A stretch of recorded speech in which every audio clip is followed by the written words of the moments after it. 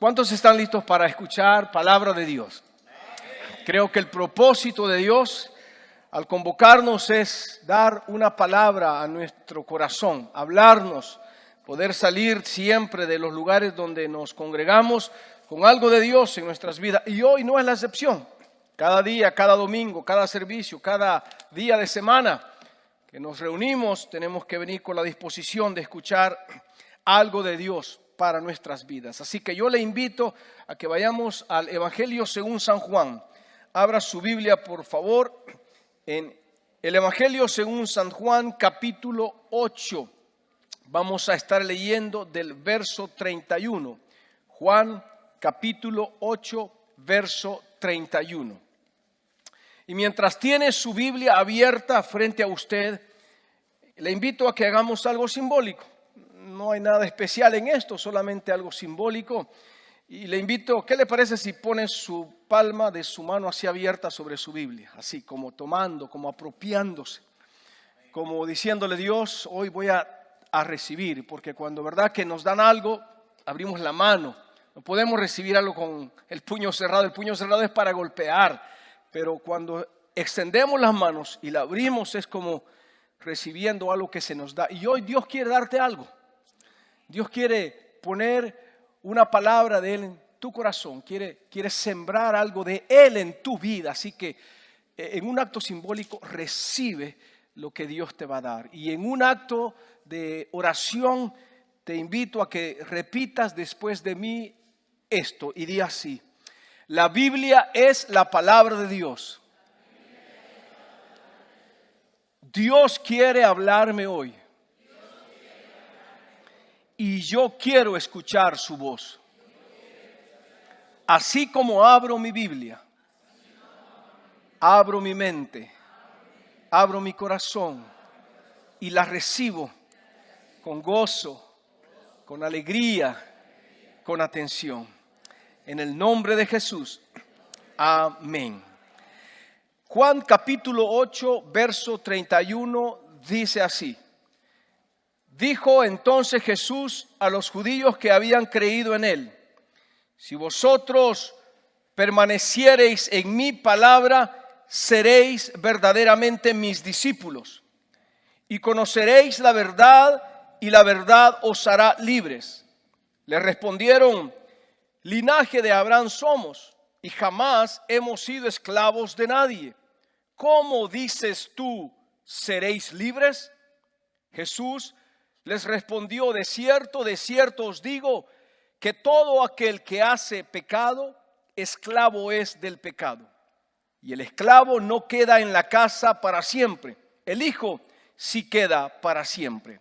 Así que, si el Hijo os libertare, seréis verdaderamente libres. Qué preciosa verdad. ¿Qué le parece si leemos juntos el versículo 36?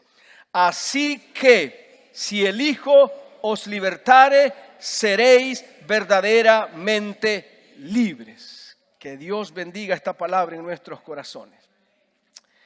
El texto, hermano, que hemos leído nos presenta una declaración, precisamente ese versículo, el versículo 36. Una declaración de Jesús en respuesta a la molestia interna de los judíos por haberles insinuado el Señor que necesitaban ser libres. Ellos, por supuesto, no habían entendido que el maestro de Galilea se estaba refiriendo a una enseñanza espiritual. Al contrario, se habían hasta ofendido. Si usted leyó conmigo, se ofendieron porque según ellos Jesús, en otras palabras, les había llamado esclavos. Puedo imaginármelos aún con un tono de altanería, contestándole a Jesús y decirle: somos descendientes de Abraham y nunca hemos sido esclavos de nadie. ¿Cómo dices tú, seréis libres? Es que Jesús se refería a otro tipo de esclavitud, no a la esclavitud que ellos conocían, la cual era hasta normal en sus tiempos. Jesús, cuando les estaba refutando, enseñando, no tenía en mente cadenas físicas, sino cadenas espirituales. No celdas con barrotes de hierro, sino celdas con barrotes aún más fuertes que el acero o el titanio mismo. Tampoco Jesús no estaba pensando en un esclavo que le servía a su amo en los oficios más pesados y humillantes. Jesús no mencionaba aquellas palabras para que ellos pensaran en cuarteles o fortalezas que se construían con paredes de piedras para luego guardar ahí a los prisioneros de guerra que luego los convertían en esclavos. No, Jesús estaba hablando de una esclavitud espiritual. Esa que se originó allá en el huerto de Edén. Allí mismo y desde el principio de la creación, el ser humano voluntariamente le entregó, escuche bien, le entregó a Satanás el derecho sobre él. Estando en aquel precioso lugar y habiendo recibido órdenes de su creador para tener una vida abundante, nuestros padres, Adán y Eva, escogieron voluntariamente desobedecer, quedando así pues privados de la mejor de todas las libertades, la libertad espiritual. Jesús se refería pues a esa esclavitud espiritual, esa que a través de todas las edades ha sido llevado por cada uno de los que nacemos a la vida. Es la esclavitud que no permite al hombre y a la mujer vivir de acuerdo al plan de Dios. Una esclavitud como resultado del pecado en este mundo. Por supuesto, con nuestros ojos físicos no podemos ver, pero si tuviéramos vista espiritual, nos diéramos cuenta que hay cadenas, hay ataduras, hay celdas que apresan a la humanidad. Ahí mismo el Señor Jesús dice, todo aquel que hace pecado, en el versículo 34, todo aquel que hace pecado, esclavo es del pecado. Y solo hay una forma, no dos ni tres, una sola forma para ser libre de una esclavitud así. Y es posible solamente por medio de Jesús. ¿Cuántos dan gloria a Dios por eso? Es por medio de Jesús, sí. Él en aquella conversación les estaba diciendo a ellos, y hoy nos lo recuerda a nosotros, si yo les liberto, entonces ustedes serán verdaderamente libres. En su venida a este mundo, nuestro Señor Jesucristo nos descubre la misión. ¿Cuál es la misión de Jesús? ¿Por qué Dios el Padre envía a su único Hijo, lo más preciado que Él tiene y tenía ya en el reino de los cielos? Pudiendo enviar a un arcángel, a un ángel, a un serafín, volteó a ver hacia todos lados y dijo, no, lo más preciado, lo más amado para mí es mi único Hijo. ¿Por qué Él dio ese paso de enviar a su Hijo Jesús acá a la tierra? Bueno, en una ocasión Jesús llega a Nazaret, entra a la sinagoga, porque Él iba así a la sinagoga. Jesús tenía la costumbre de ir a la iglesia, así como usted esta mañana. Le felicito.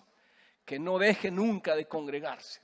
Y en aquella ocasión Jesús va a la sinagoga, agarra el libro del profeta y nos descubre su misión. Y en Lucas 4:18 encontramos precisamente eso. Dice así, el Señor Jesús, leyendo una profecía que en ese día se estaba cumpliendo sobre él mismo, leyó lo siguiente: el Espíritu de Dios está sobre mí, por cuanto me ha ungido para dar buenas nuevas a los pobres. Me ha enviado a sanar a los quebrantados de corazón, a pregonar libertad a los cautivos y vista a los ciegos, a poner en libertad a los oprimidos. Aunque no merecíamos, Jesús vino a este mundo para darnos libertad espiritual y para que de esa forma pudiese habilitarnos a nosotros para recuperar lo que nuestros padres Adán y Eva perdieron en el huerto de Edén.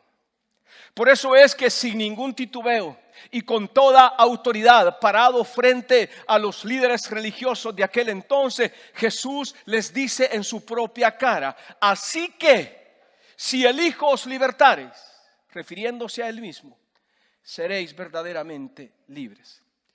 Jesús, pues, amada iglesia, no se ofrece como una de muchas opciones para encontrar la libertad espiritual, que luego, por supuesto, lleva al ser humano a vivir una vida abundante en esta tierra. Jesús se presenta y al mismo tiempo con una garantía sin igual como el único que puede hacernos no medio libres o libres, sino como Él enfatizó, verdaderamente libres. La Biblia nos cuenta muchas historias y hay una historia la cual yo quiero compartirle a usted. Una historia en la cual nosotros aprendemos mucho acerca de una libertad física nada más, pero que viene a dejar ilustrado en la palabra de Dios porque Jesús vino a este mundo para darnos libertad. Y que en la cita que hemos leído aquí al principio, Él está tratando de sembrar en el corazón de aquellos líderes religiosos de su pueblo judío. Todas sus pláticas señalaban a eso. Sus sermones, sus consejos, pero lamentablemente por la dureza del corazón en sus oyentes no lo pudo conseguir en su totalidad. Que a través de este mensaje, es mi oración, Dios pueda, hermano y hermana, captar tu atención, pero no solamente eso, sino cautivar tu corazón para que lo que Él no pudo hacer con ellos aquel día, hoy mismo lo pueda hacer contigo. Y que salga de este lugar con la plena seguridad, convencido, con una certeza en tu corazón de que tú puedes vivir una vida diferente a la que probablemente has estado viviendo hasta este día. En esta historia que vamos a revisar sobresale un hombre, un personaje muy conocido por algunos, quien definitivamente viene a representar la vida de todos nosotros. Todos los que estamos aquí nos podemos identificar con él, porque a él se le otorgó una libertad que no merecía. ¿Tú crees que merecíamos la libertad espiritual que hemos encontrado en Jesús? Nadie merecía una libertad espiritual. Por nuestras propias fuerzas, nuestras propias obras, por nuestros propios esfuerzos, nunca hubiésemos podido alcanzar libertad espiritual. Así que a este hombre se le otorgó una libertad. Él no la merecía. Y es más, también se le perdonó una condena porque en ese día precisamente se encontró a alguien que tomara su lugar. Quiero usar un poco mi imaginación. La Biblia no nos cuenta la historia de esta forma, pero me quiero dejar mi mente a volar y usando mi imaginación quiero hablarte de él así, en la siguiente forma. Este hombre yacía en una prisión. De manos y pies estaba encadenado en el cepo. Había recibido una sentencia. ¿Y sabes cuál era? Muerte. Probablemente el siguiente día él sería ejecutado. Durante toda su vida él había hecho destrozos. Era muy conocido entre los habitantes del pueblo como un ladrón, como un asesino y como un guerrillero de sus tiempos. Se había levantado, dice el Evangelio, en sedición al gobierno romano. Es más, algunos historiadores dicen que este hombre era parte de un grupo de los celotes, un grupo que se había organizado para ir en contra del gobierno romano. En otras palabras, era un rebelde, o podemos decir un guerrillero. Todos le tenían mucho temor. Parece ser que aquel hombre solo había nacido para hacer el mal. En varias ocasiones él había escapado del lugar de los hechos y por fortuna propia de él no podían arrestarle. Suele suceder así muchas veces con los líderes que levantan una revolución, con aquellos que están al frente. Todos le guardan, todos le protegen. Mire usted, los revolucionarios que se han dado en América Latina, en otras partes del mundo, viven años y años y años, se esconden. Es hasta, muchas veces cuesta y algunas veces hasta imposible lograr capturarlos, porque todos les protegen a ellos. Pues este era muy escurridizo y siempre se las ingeniaba para lograr, así como el humo es soplado por el viento, él se esfumaba rápidamente hasta que un día Mientras cometía uno de sus muchos delitos, los soldados, pidiendo refuerzo, rodearon aquel lugar, le tomaron como prisionero junto con algunos de sus cómplices. El gobierno de aquel entonces, uno de los más duros y de los más estrictos en llevar a cabo sus ejecuciones, podían entonces descansar un poco, porque por fin habían alcanzado y habían logrado capturar a uno de los más buscados. Ellos estaban seguros que ahora el crimen bajaría un tanto. Y todo estaba listo. Las cartas de ejecución estaban escritas. Los verdugos las tenían en su poder. Aquel prisionero podía estar seguro que sus días, quizás sus horas de vida estaban contadas. Su fin se le acercaba. Para él, estando en aquella prisión, no había esperanza de vida. Su familia, si es que la tenía, quizás le había visitado en la cárcel para despedirse de él. Sus amigos de oficio sucio comentaban entre ellos mismos la mala suerte que a él le tocaba al enfrentarse con la pena y la sentencia máxima. La forma en que las autoridades hacían justicia con este tipo de escoria humana era una segura crucifixión. Y todo sucedió, por supuesto, hace más de 2000 años, cuando en el poder estaba el gobierno romano. Interesante, porque los 4 evangelios nos mencionan esta historia, como dándonos a conocer que hay más que un simple relato, hay más que una información en el suceso de este hombre. Quizás algunos diríamos, ¿por qué?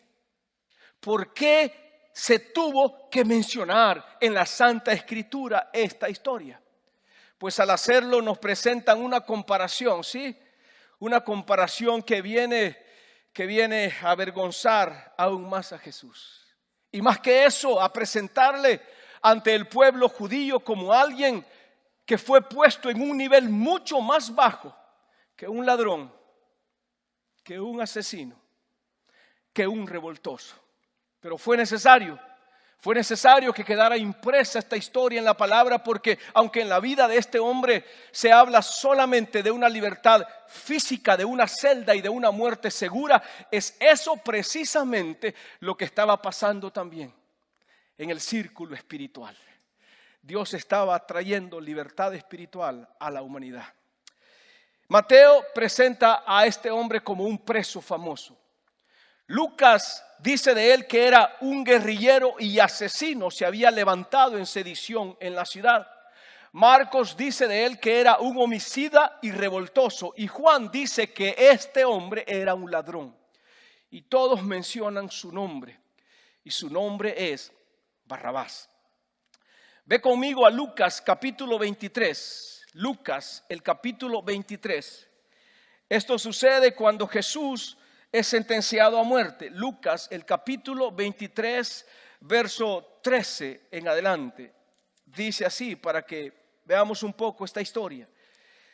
El versículo 13, entonces Pilato, convocando a los principales sacerdotes, a los gobernantes y al pueblo, les dijo, me habéis presentado a este, refiriéndose a Jesús, como un hombre que perturba al pueblo, pero habiéndole interrogado yo delante de vosotros, no he hallado en este hombre delito alguno de aquellos de que le acusáis, y ni aun Herodes, porque os remití a él, y he aquí nada digno de muerte ha hecho este hombre. Verso 16.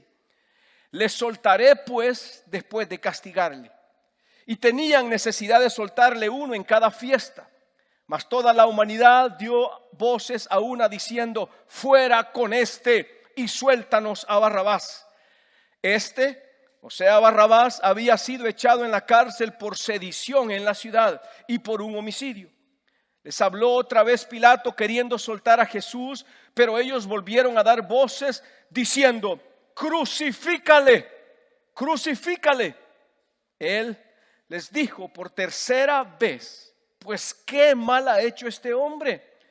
Ningún delito digno de muerte he hallado en él. Le castigaré pues y le soltaré. Mas ellos instaban a grandes voces pidiendo que fuese crucificado. Y las voces de ellos y de los principales sacerdotes prevalecieron.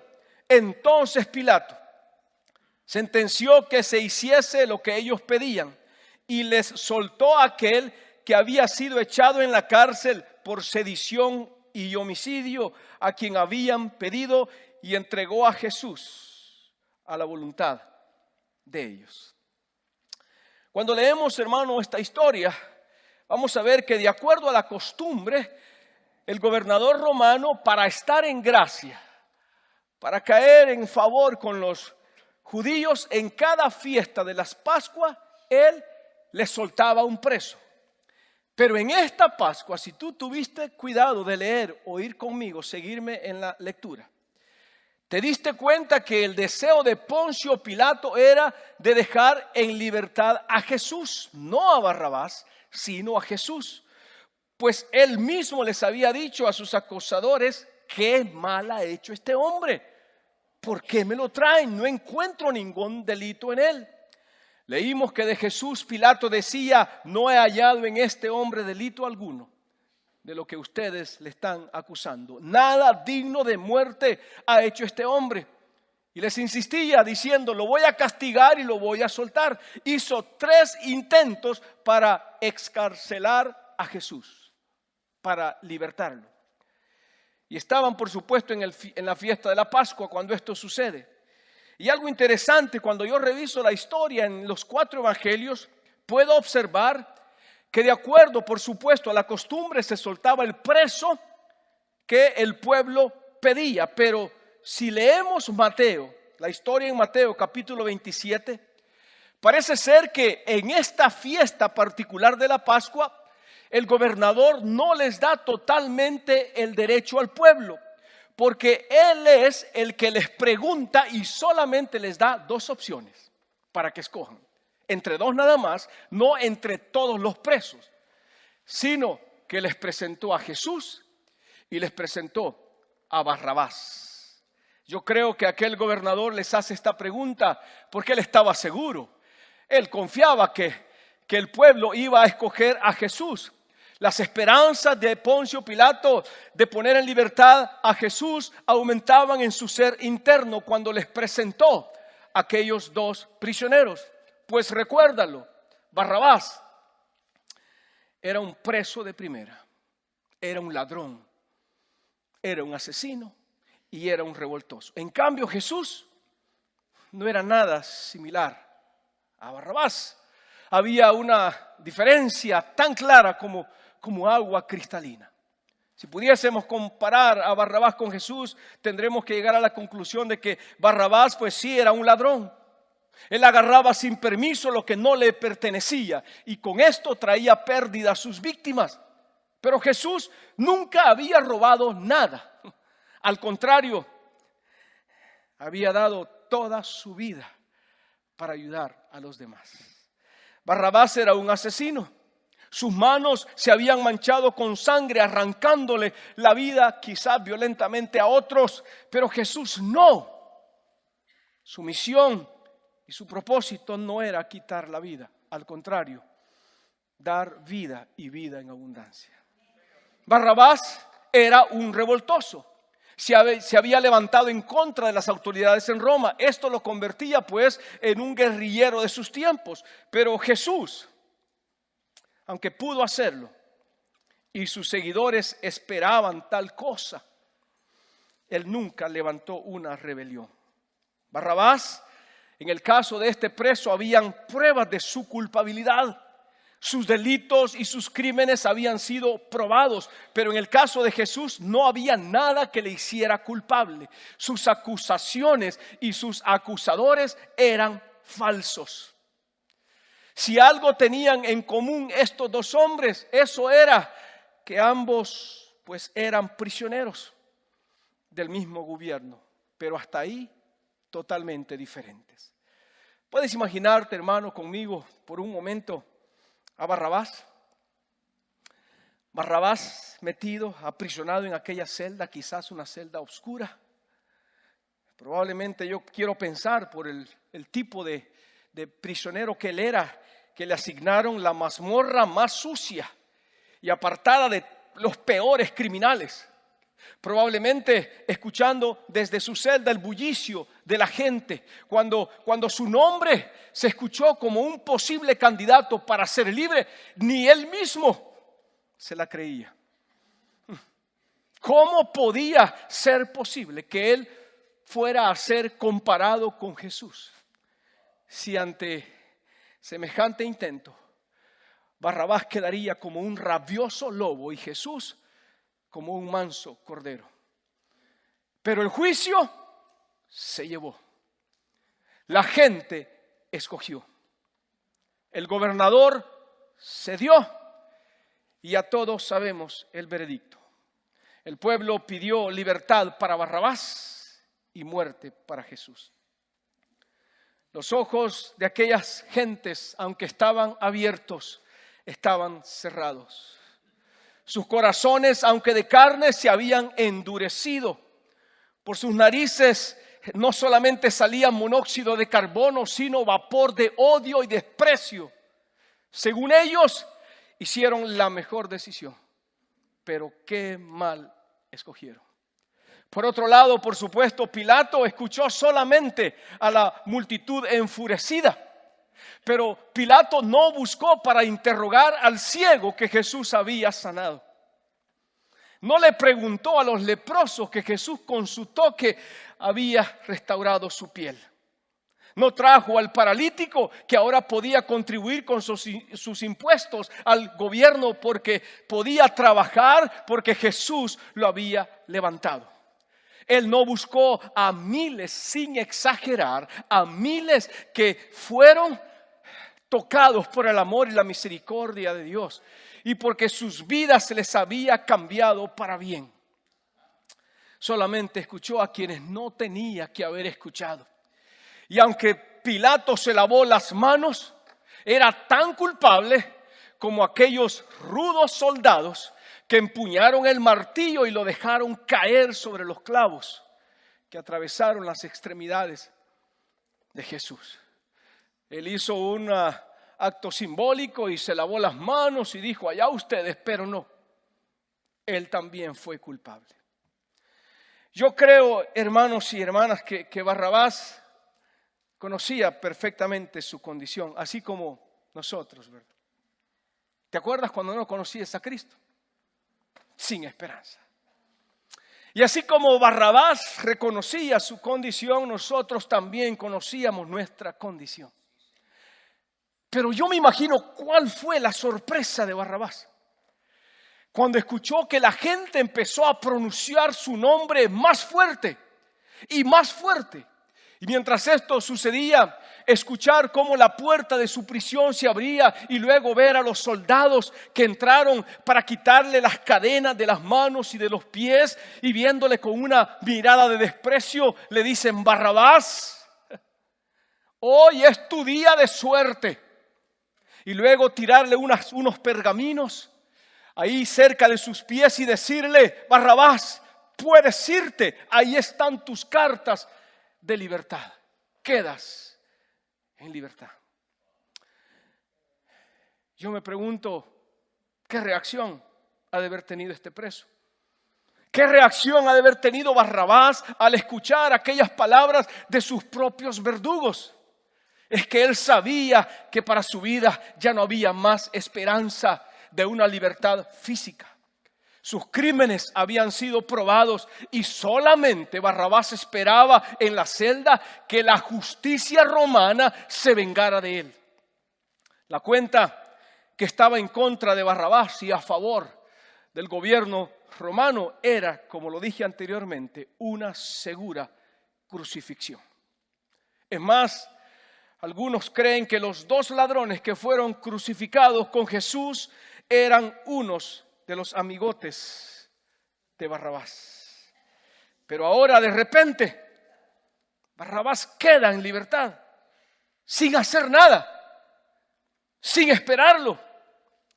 Ahora Jesús tomaba el lugar de aquel asesino, de aquel ladrón, de aquel revoltoso.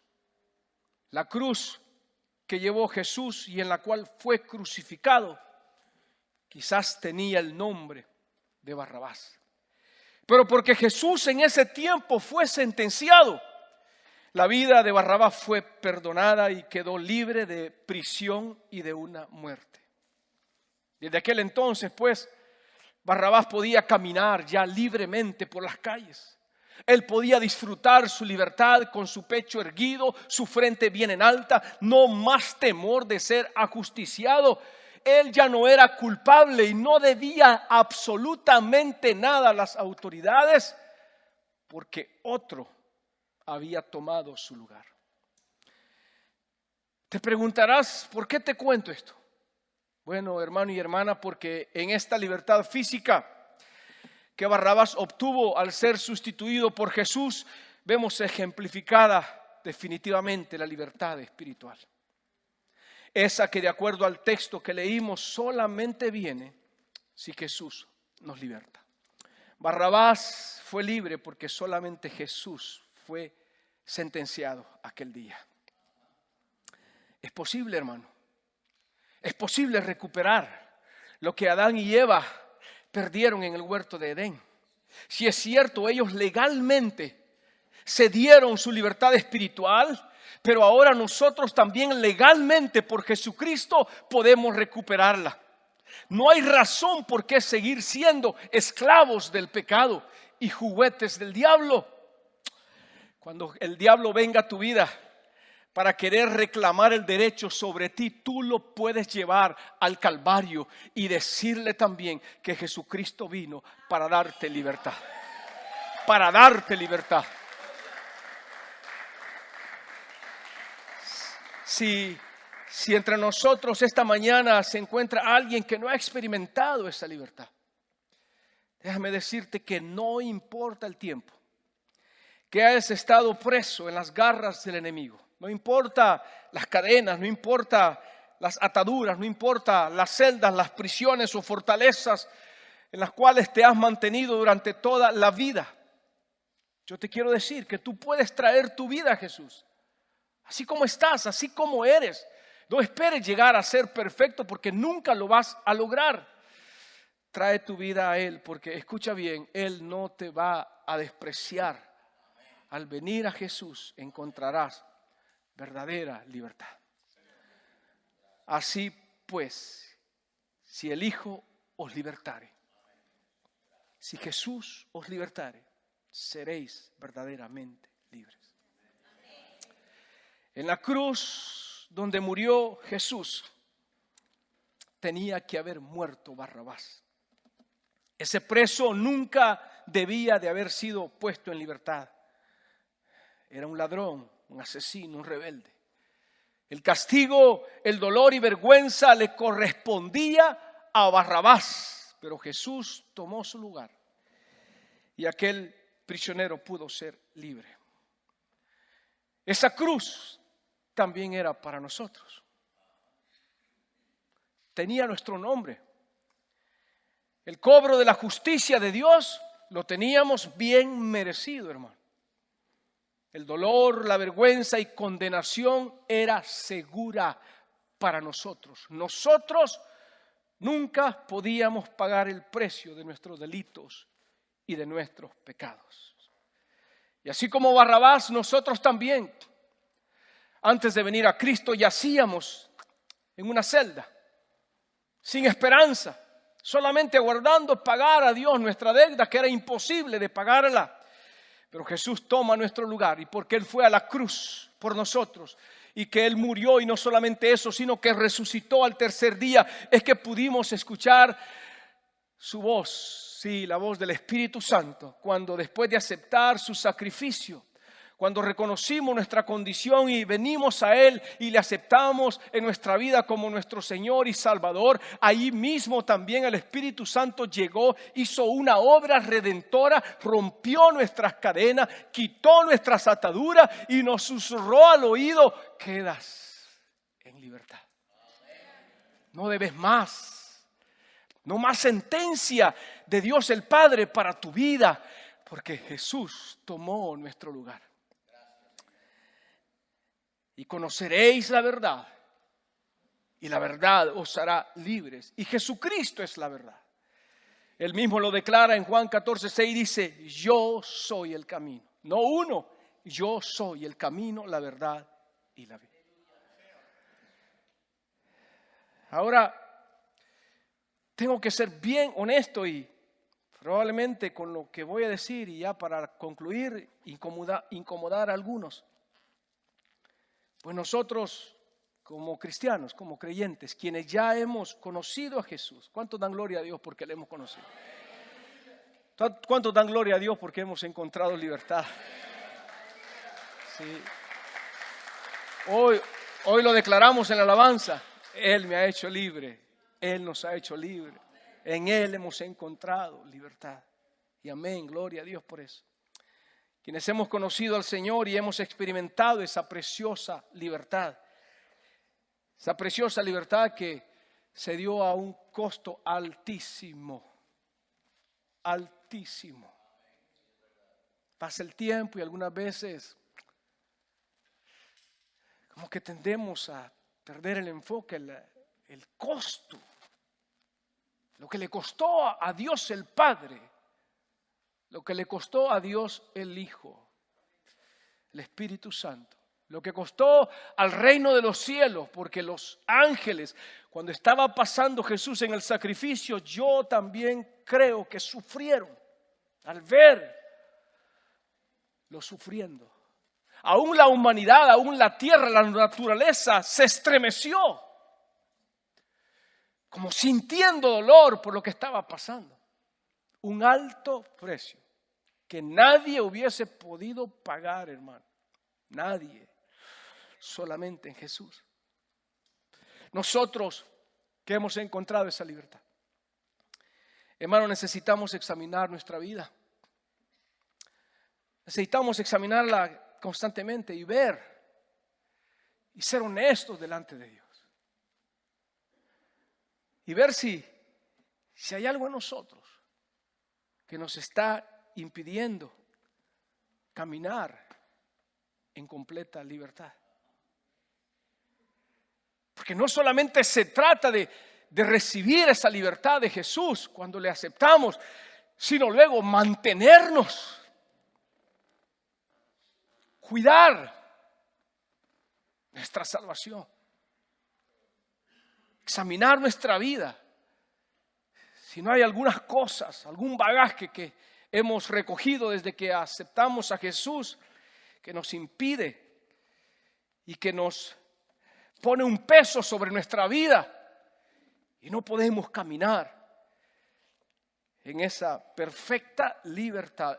¿Me escuchaste bien? Una perfecta libertad, porque el sacrificio fue perfecto, el pago fue perfecto.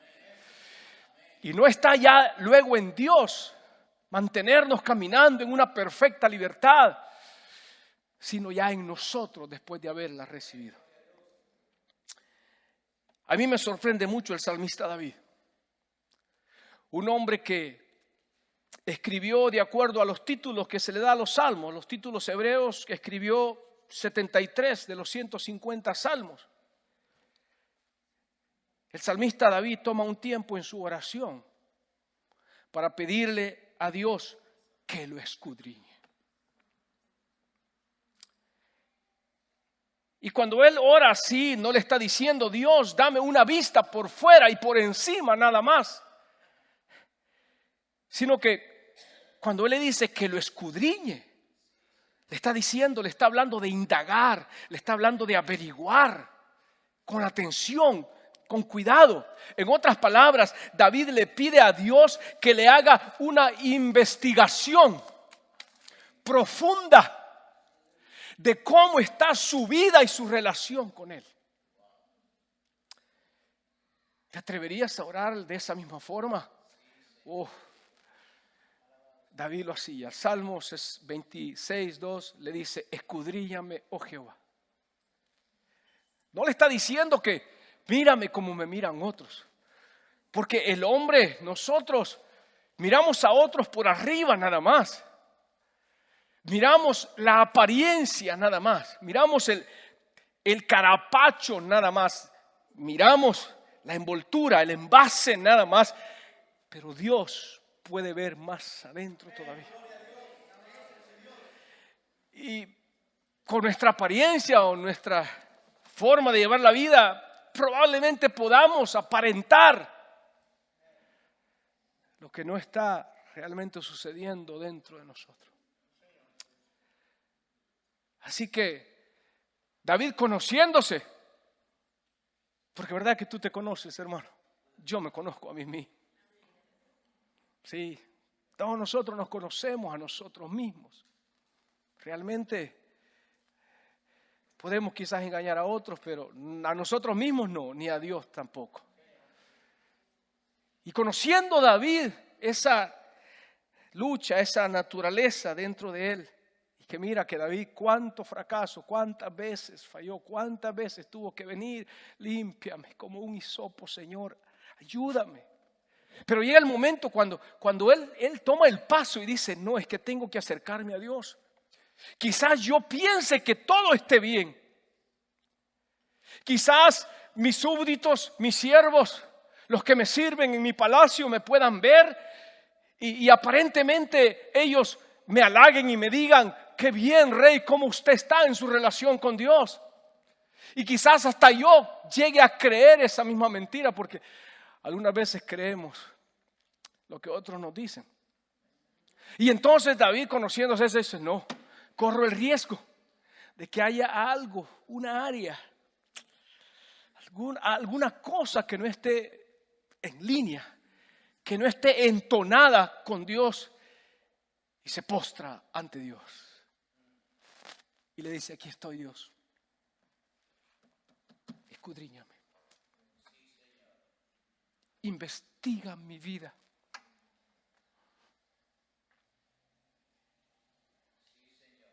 ¿Te atreverías a orar algo así, hermano? Le está dando el permiso. Ven con toda autoridad, Señor.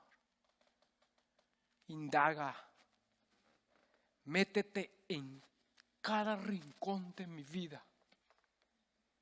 Examíname. ¿Cómo está mi vida? ¿Y cómo está mi relación contigo? Si David, de quien se dice, hermano, que su corazón era conforme. ¿De quién se ha dicho algo así? ¿De quién usted ha escuchado de algún pastor, de algún líder que conozcamos?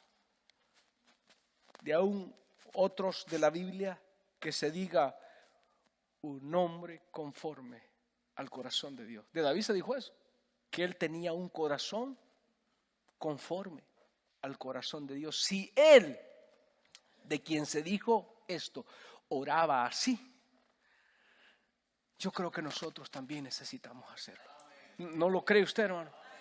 Necesitamos ser honestos delante de Dios, y no tiene que ser en público, pero ahí donde estamos en nuestro altar de casa o nuestro momento de oración, llegar y decirle, Señor, aquí estoy.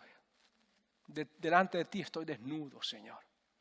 Delante de ti no te puedo esconder nada. Ven. Pero eso se hace con el propósito para que Dios, al revelarlo, entonces nos pueda llevar a un camino de corrección, porque su propósito y su voluntad es de que caminemos en una perfecta libertad. Y luego el rey más sabio de toda la tierra, usted sabe quién fue. ¿Quién fue? ¿A quién se le llama? A Salomón, hermano.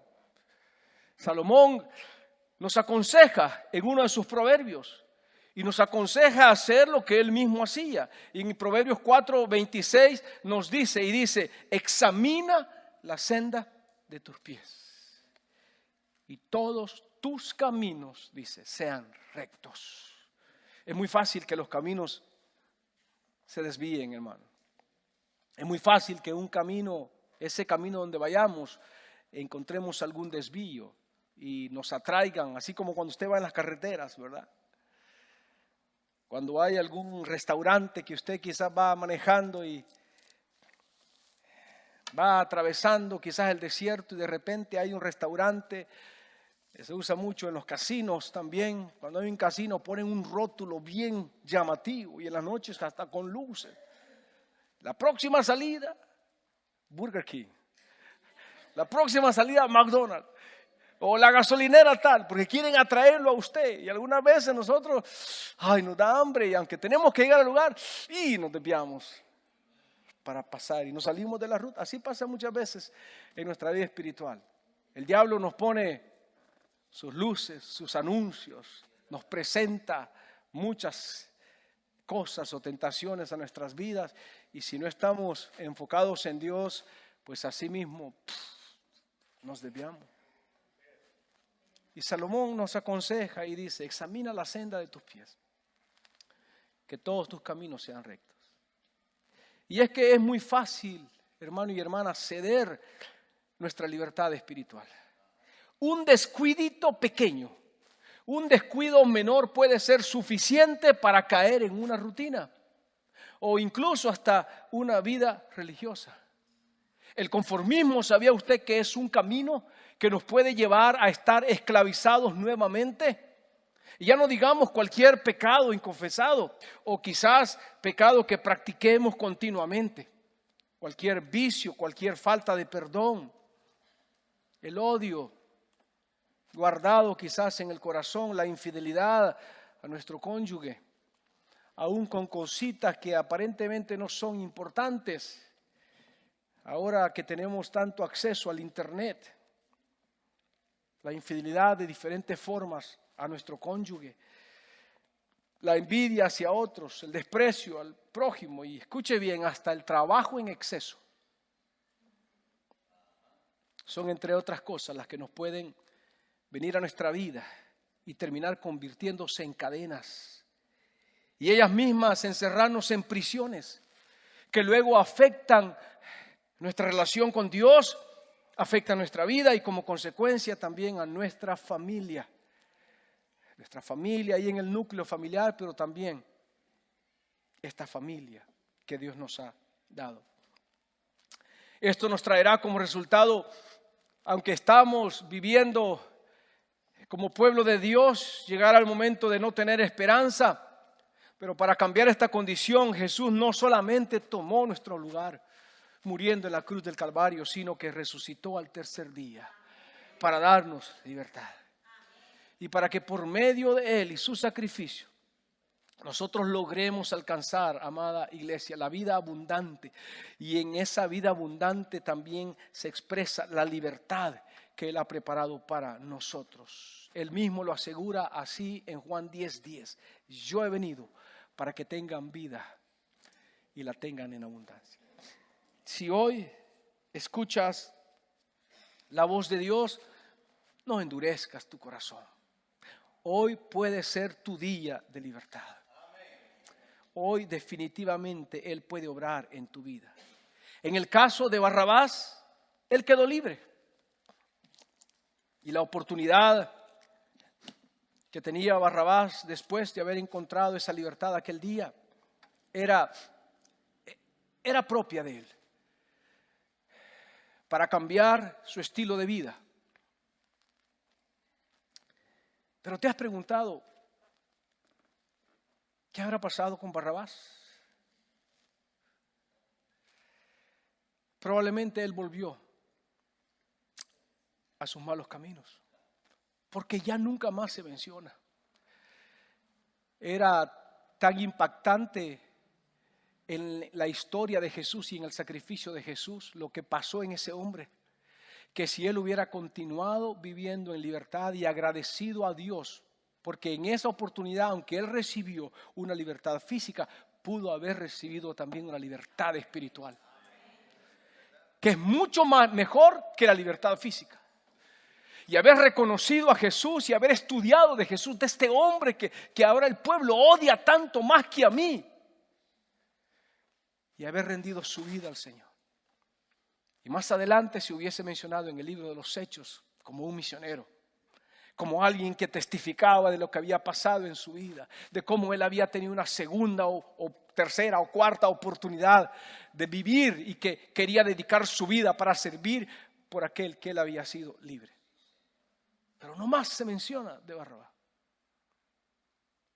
Quizás lo más probable es que él volvió nuevamente a sus malos caminos. Pero lo importante ahora es qué pasará con nosotros. Eso es más importante. Después de haber encontrado en Jesucristo libertad. Colosenses 1:13 dice, nos ha librado de la potestad de las tinieblas y nos ha trasladado al reino de su amado Hijo. Cuando nosotros recibimos la libertad de Dios para nuestra vida, Él espera que estemos sujetos a hacer lo que Él quiere para nuestras vidas. Dios nos hace libre para amarles. Dios nos hace libre para servirle, para consagrarnos, para acercarnos a Él, para que tomemos nuestro lugar en su cuerpo, que es la iglesia, y cumplamos nuestras responsabilidades. Nos hace libre para que nos dispongamos a ser sus instrumentos de honor y de gloria. ¿Lo estás haciendo tú? Vamos a orar. Cierra tus ojos, por favor.